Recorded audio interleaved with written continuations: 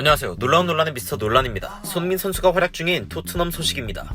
토트넘은 이제 남은 리그 경기에 모든 것을 쏟아부어야 하는 상황입니다.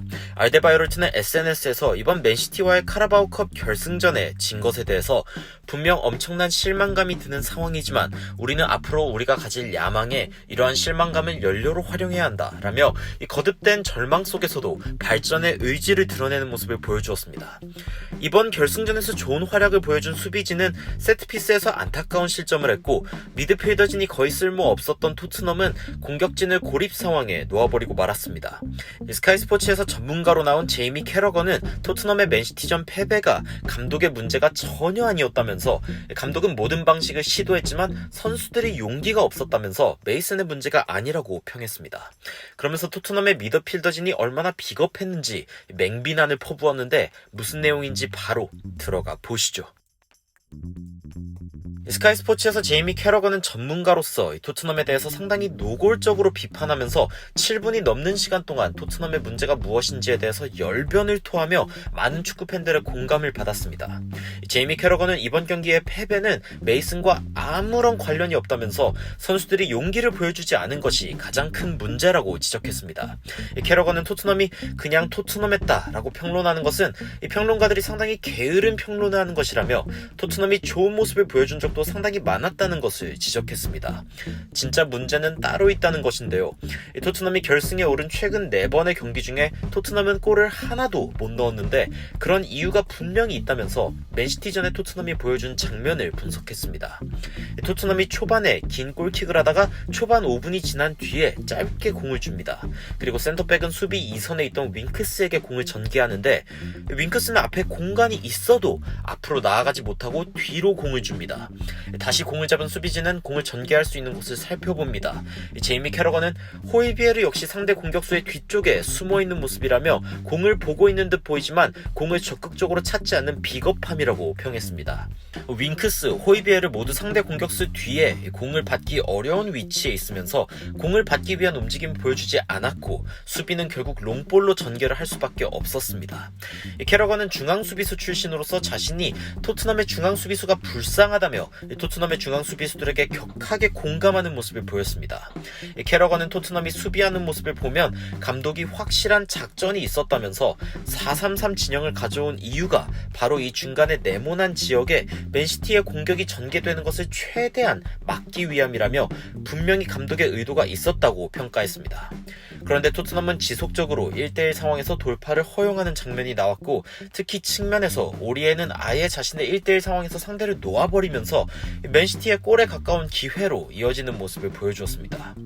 토트넘은 그 이후에도 1대1 상황에 공을 지속적으로 잃은 모습이었고 공을 가져갔을 때는 롱볼로 공을 잃어버리는 허무함을 보였습니다.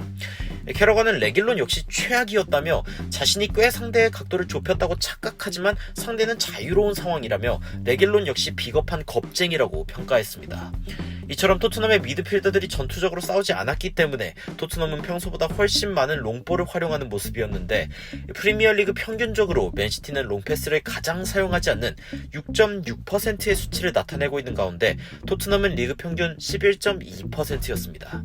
강등권이거나 경기력이 안 좋은 팀들은 롱볼을 활용하는 비율이 비약적으로 오르며 셰필드, 뉴캐슬, 웨스트브롬, 번리 등은 이 분야에서 가장 높은 비율을 보여줬습니다.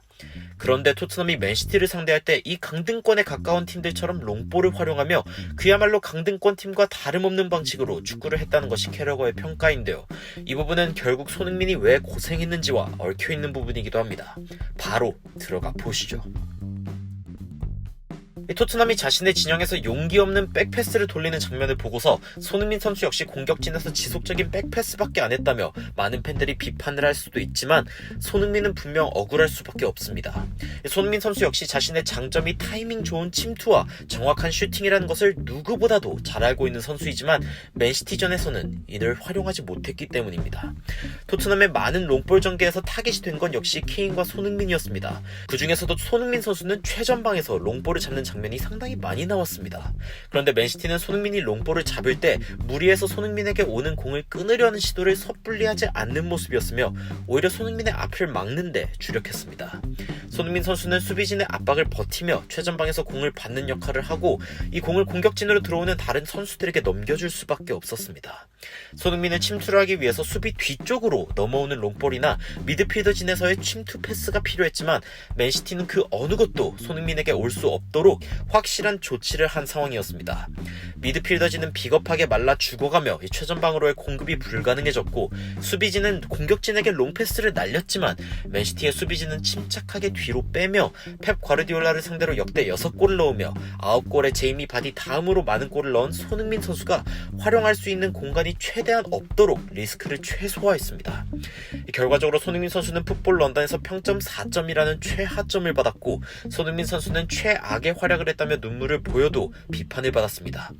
최전방에서 케인이 공을 받고 손흥민에게 침투 패스를 넣어줬다면 분명 더 좋았겠지만 케인은 최전방에서 상대 수비수를 등지고 공을 받을 정도로 몸 상태가 좋은 상황이 아니었고 또다시 부상을 당하는 리스크를 줄이기 위해 케인은 다시 한번 중원에서의 영향력을 최대한 행사하려고 애썼습니다. 손흥민은 자신이 가장 잘하는 것을 할 수 없는 상황만 늘어났으며 이는 어쩌면 자신의 장점을 제대로 발휘해보지도 못하고 패배로 이어지며 더욱 분한 마음에 눈물까지 이어진 것이 아닐까 생각하게 됩니다. 토트넘은 실점 장면에서 다이어가 시소코의 마크인 라포르테를 맡으라고 지시하면서 시소코에게 이야기를 하지만 정작 시소코는 다른 수비진들의 진영을 봐주느라 이를 제대로 듣지 못하고 결국 라포르테를 제대로 의식하지 못한 시소코는 자신의 마크를 놓치며 결국 라포르테에게 찌그러지는 장면으로 이어지게 됩니다. 토트넘과 맨시티의 경기는 이 장면에서 나온 소통의 문제처럼 수비진 그리고 공격진이 미드필더진과 이어지지 않으며 생겨난 총체적 난국이었습니다. 정말 답답할 노릇이죠.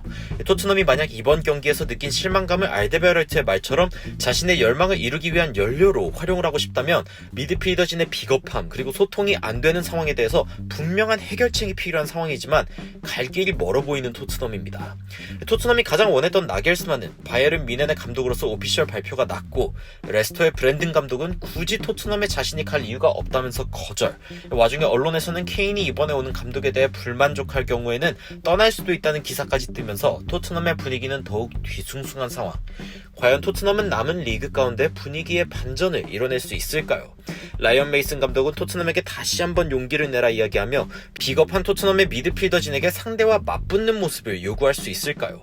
그리고 케인의 컨디션, 미드필더진의 부진에 안 맞는 옷을 입어야 했던 손흥민 선수는 과연 언제쯤 자신이 가장 잘하는 침투와 슈팅을 마음껏 할 수 있을까요? 남은 리그의 경기들에 토트넘이 절치부심하는 모습을 보여주길 기대하며 손흥민 선수와 토트넘 응원하는 마음으로 지켜보도록 하겠습니다. 추가적으로 흥미로운 외신 소식이나 해외 반응 있으면 전달드리도록 하겠습니다. 놀라운 논란 전해드리는 미스터 논란이었습니다. 시청해주셔서 감사합니다.